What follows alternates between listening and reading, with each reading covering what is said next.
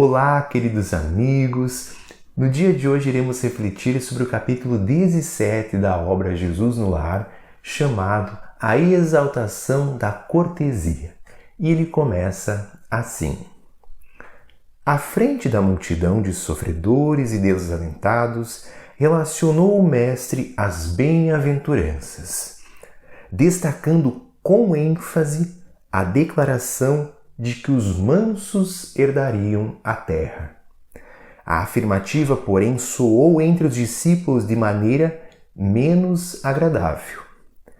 Tal asserção não seria encorajamento à ociosidade mental? Se o Evangelho reclamava espíritos valorosos na sementeira das verdades renovadoras, como acomodar a promessa com a necessidade do destemor?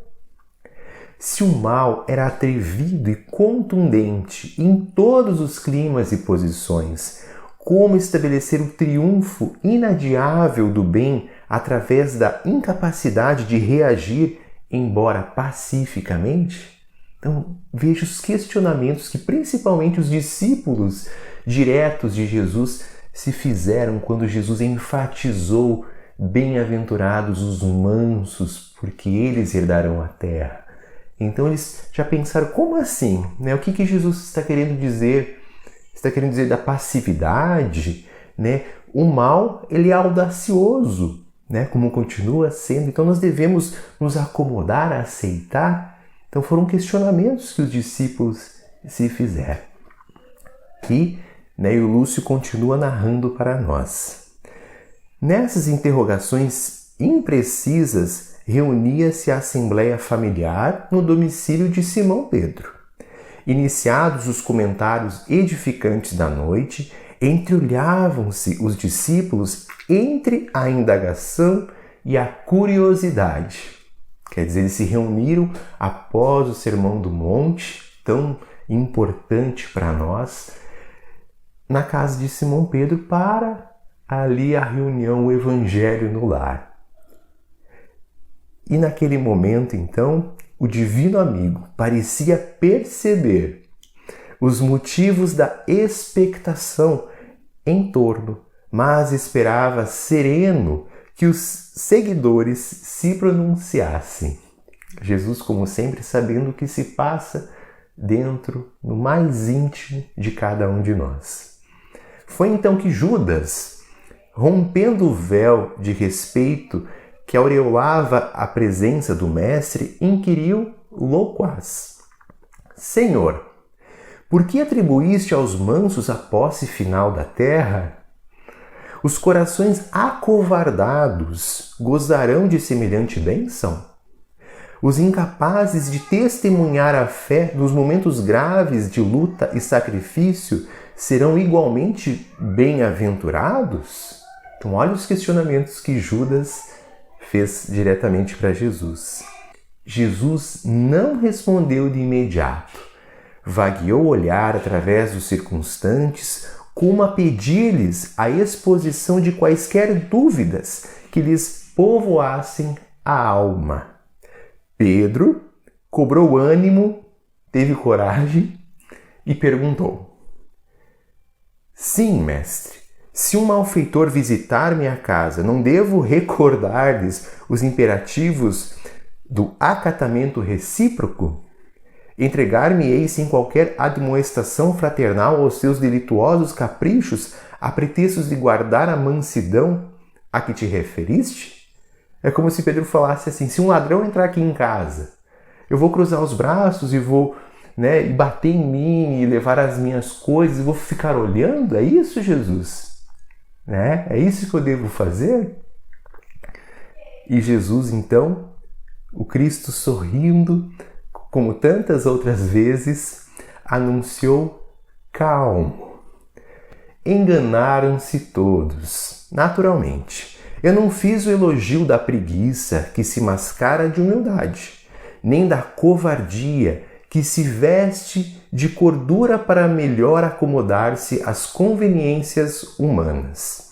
As criaturas que se afeiçoam a semelhantes artifícios sofrerão duramente os instrumentos espirituais de que o mundo se utiliza para reajustar os caracteres tortuosos e indecisos.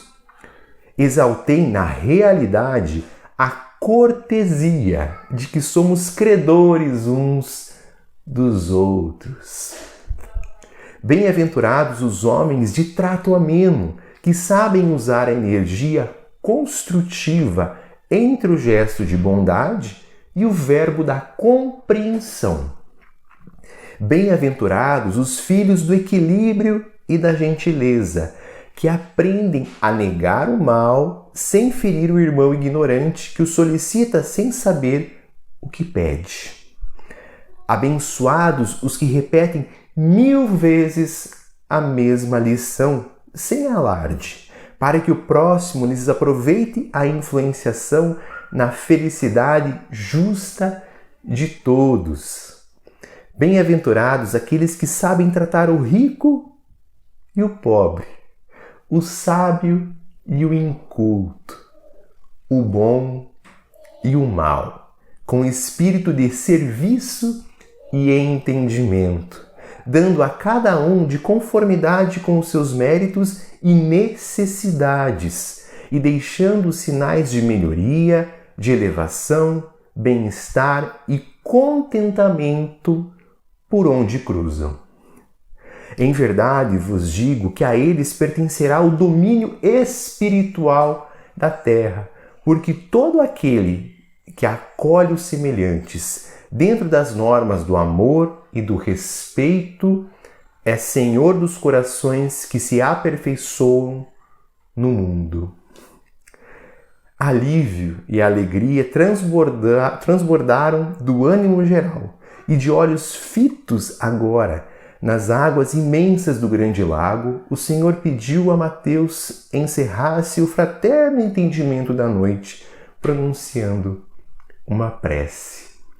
Nesta lição tão importante, o Cristo, para explicar aos discípulos e a nós mesmos sobre a mansidão, faz referência a algo muito importante, que é a gentileza, de nós sermos gentis com o outro, mesmo que o outro esteja agindo no mal, mesmo que o outro tenha um ponto de vista diferente do nosso, de nós acolhermos ao próximo. Não precisamos concordar, mas sim sermos gentis, amorosos, fraternos, e também para com as nossas dificuldades, com as nossas imperfeições, nos colocando na posição de aprendizes da vida, não nos chicoteando, maltratando a nós mesmos, mas sim acolhendo as nossas imperfeições e buscando com as nossas possibilidades, com os nossos recursos, irmos melhorando, progredindo com nós mesmos e com aqueles que caminham conosco a cada dia.